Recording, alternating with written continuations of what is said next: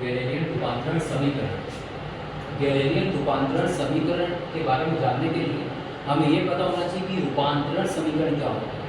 रूपांतरण समीकरण वह समीकरण है जो किसी दो निर्देश फ्रेमों में किसी कण के निर्देशांकों के बीच संबंध बताता है। जैसे कि आप देख रहे हो यहाँ पे कि जहाँ एक बिंदु P पर कोई कण रखा हुआ है, उसके निर्देशांक अगर हम दो फ्रेम यहाँ पे ड्रॉ किया गया है, एक फ्रेम है तुम्हारा S फ्रेम और दूसरा फ्रेम है तुम्हारा S dash frame. S frame भी कार्तीय निर्देश फ्रेम है और S डैश भी कार्तीय निर्देश फ्रेम है। कार्तीय निर्देश फ्रेम क्या होता है? जिसमें x, y, z तीन अक्ष होते हैं जो आप लोग 12th लेवल से पढ़ते हुए हैं, ठीक है। तो S फ्रेम में तीन निर्देशांक है x, y और z, और इसका मूल बिंदु O है। इसके लिए समय t मान के चलते हैं, इसके लिए समय t मान के चलते हैं। दूसरा फ्रेम S डैश निर्देश फ्रेम है जिसके निर्देशांक x डैश, y डैश और z डैश है, और इसका मूल बिंदु O डैश मान के चलते हैं। हम ये मान के चल रहे हैं कि समय t बराबर t डैश बराबर 0, t बराबर t डैश बराबर 0, मतलब मैं घड़ी पे समय देख रहा हूँ तो कितना बजा हुआ है? 0 बजा हुआ है, ठीक है। घड़ी पे समय देख रहा हूँ और 0 बजा हुआ है, तो ये मान के चल रहा हूँ कि 0 टाइम पे O और O डैश संपाती है, मतलब ये वाला फ्रेम भी इस वाले फ्रेम के ऊपर रखा हुआ है।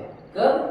t बराबर t डैश बराबर 0 पे, t समय के पश्चात चूंकि S फ्रेम जो है वो स्थिर है, S फ्रेम क्या है? स्थिर है, और S डैश फ्रेम जो है वो S के सापेक्ष v वेग से गति कर रहा है।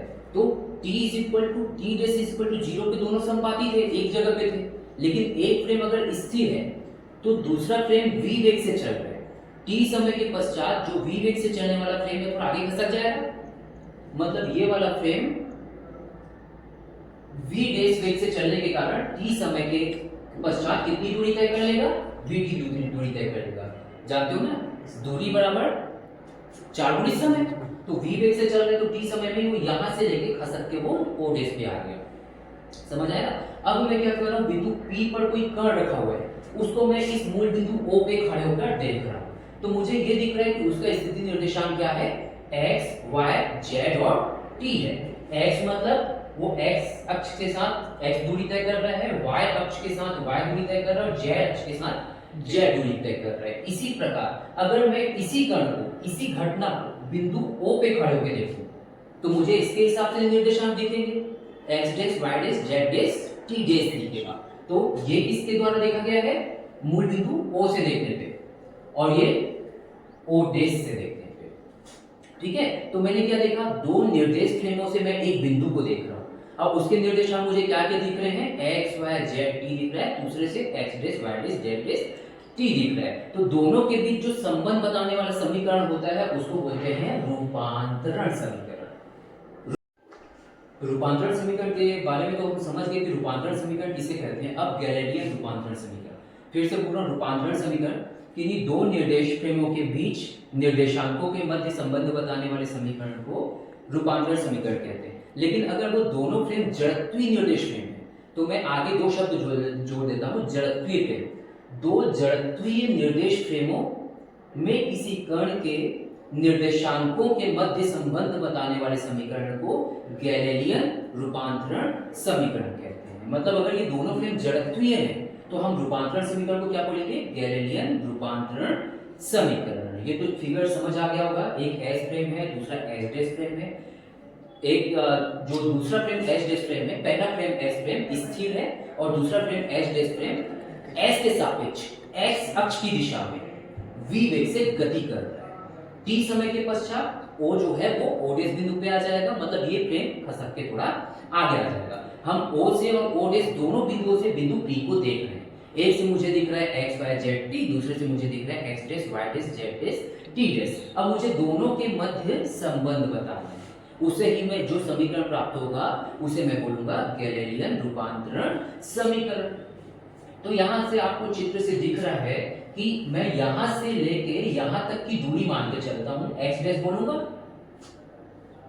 x डैश, यहां से लेके यहां तक की दूरी को मैं क्या बोलूंगा? x बोलूंगा।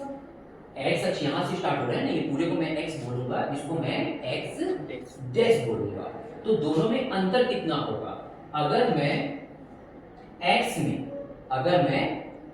में इतने डिस्टेंस को घटा दूंगा तो एक्स डैश प्राप्त हो जाएगा।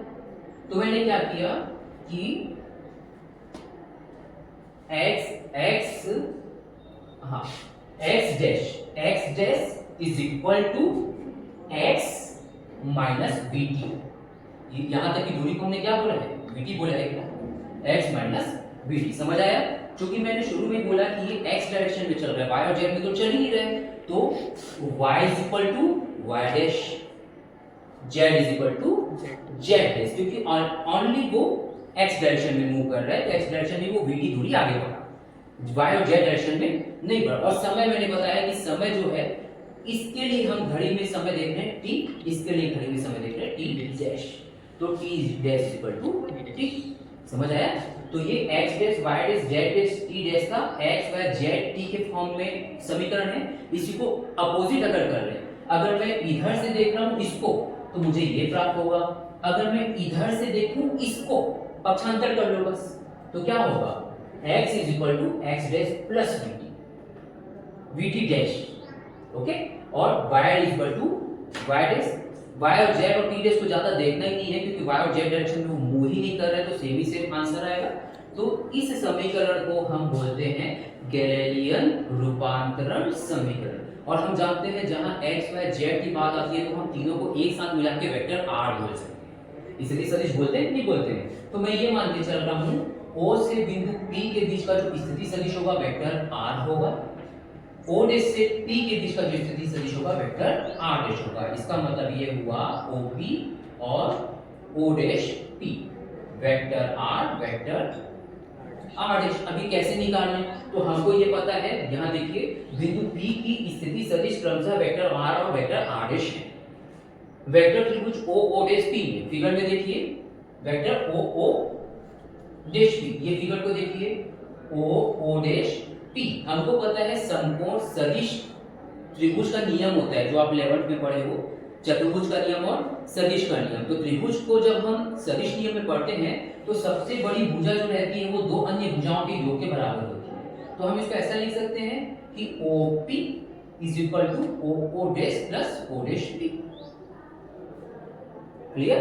अब OP आप देखिए इधर वेक्टर r से दिया गया है, O डैश को वेक्टर vt से दिया गया है, और O डैश P को वेक्टर r डैश से दिया गया है। कुछ नहीं है, फिर पक्षांतर कर लो, तो क्या हो जाएगा ये आपका vector r dash is equal to vector r minus vt। समझ आया यहां तक? ओके। अब हम क्या करते हैं, स्थिति सदिश में समझ आया?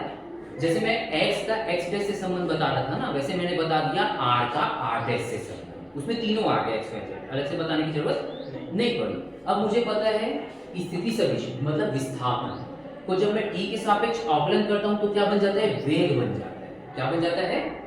वेग बन जाता है। तो मैं दोनों पक्षों में t के सापेक्ष अवकलन कर देता हूं, तो dr डैश बटे dt, dr बटा dt, t के सापेक्ष अवकलन किए तो t1 हो गया, केवल माइनस v आएगा।